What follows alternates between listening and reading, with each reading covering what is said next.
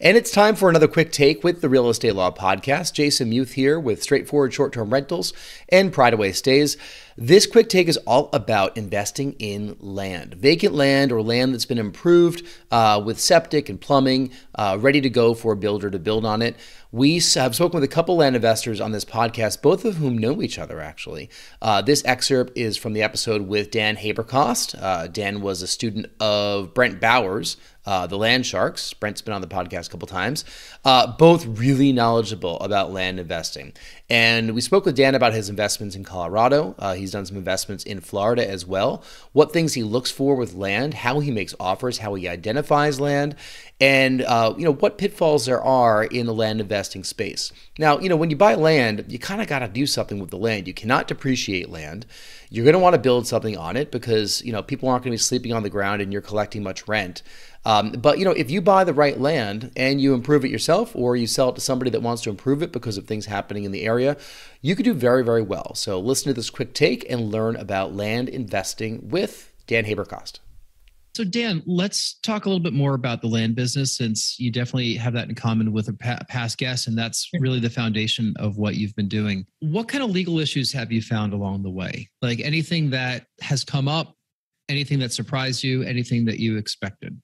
Well, the first thought I have there is more just solving problems to get deals. So quiet title. I'm not sure what the laws are in Massachusetts. I know them in Florida and Colorado, but if somebody goes and purchases a property, tax lien sale, right? So in Colorado, you have to buy the tax liens for 3 years. They still don't pay it off. You apply for the treasurer's deed. They try and contact the owner one more time. If they don't, they deed it into your name via a treasurer's deed. The issue is if you don't do a quiet title, then that prior owner or anyone that had liens or any sort of say was owed something by that owner can come back after you. So understanding and knowing how to do the quiet title process has gotten us a bunch of deals.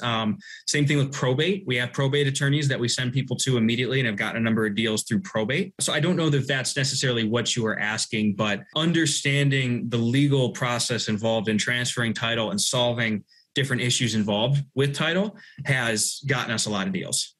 Rory, what is quiet title? Quiet title is a lawsuit. You take it to the court and you sue and you ask the court to determine who the rightful owner is. This happens this can happen for a whole bunch of reasons, but in this context, when a city or town seizes property and then deeds it to somebody else, this is the court is overlooking to make sure that the city or town did it correctly, that you in fact are the rightful owners of the property. And you really need to do that in order to find a downstream buyer who's willing to buy that land from you, who's willing to build a house on it, a lender who's willing to lend on the land. They need the assurance that there's not going to be an old owner coming out of the woodwork to declare that the property is there. So a quiet title is a court action that determines the owners. Yep. And to expand on that, you can sell these properties or buy these properties without a quiet title, but you're not going to get a title insurance, or you're not going to get title insurance on it. So if you're honest and transparent with the person you sell it to, if you try and build a house on it, that's a dangerous route to go, right? Because you don't have title insurance.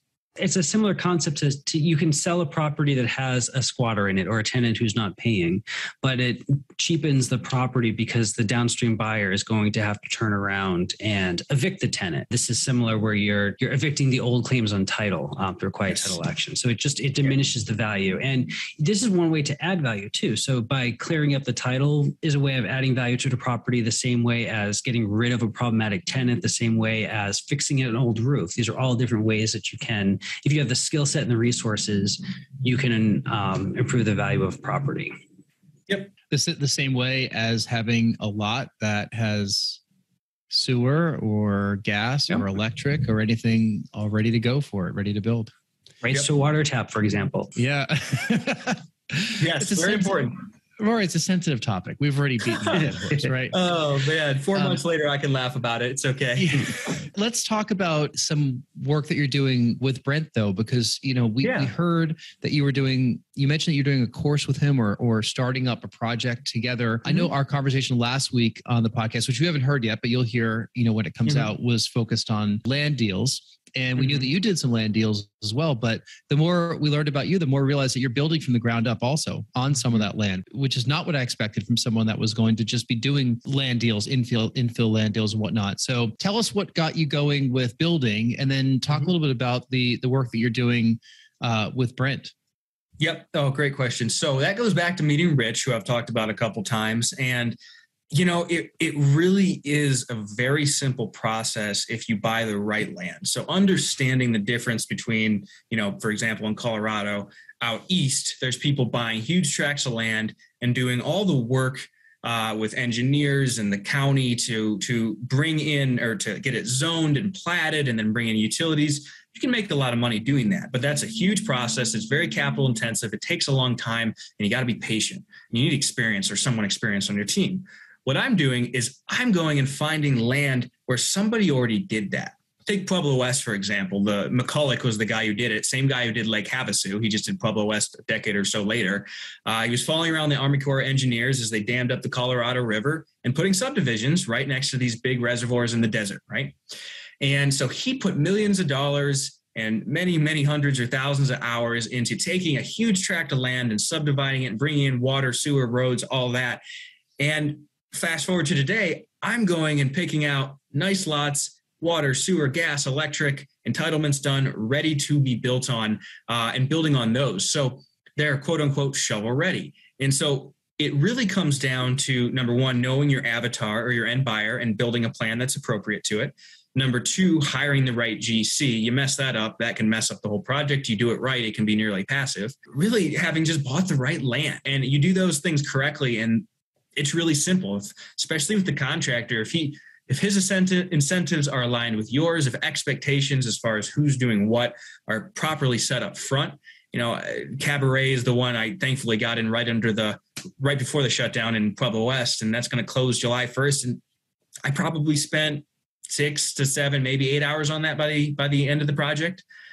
So if you set it up right, it can be fairly passive. And so with the land business, I just have lots coming in at 30 to 50 cents on the dollar. Some of them we flip, some of them we assign, some of them we sell on financing, and then the best ones we'll build on. So Brent and I, to that question, he had a lot of his students asking, well, how do I build? How do I build?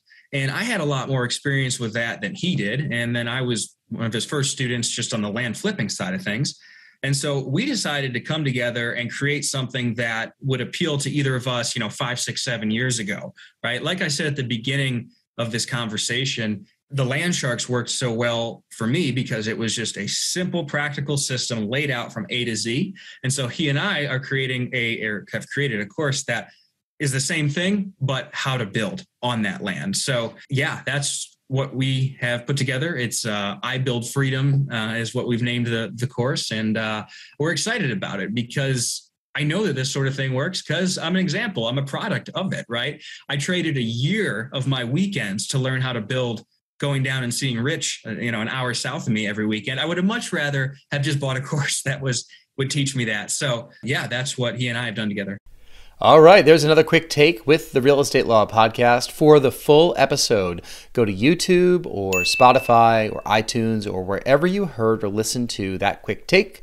We also have all of our episodes posted at realestatelawpodcast.com. So on behalf of Rory Gill, I'm Jason Muth, one of your hosts, and we thank you for listening.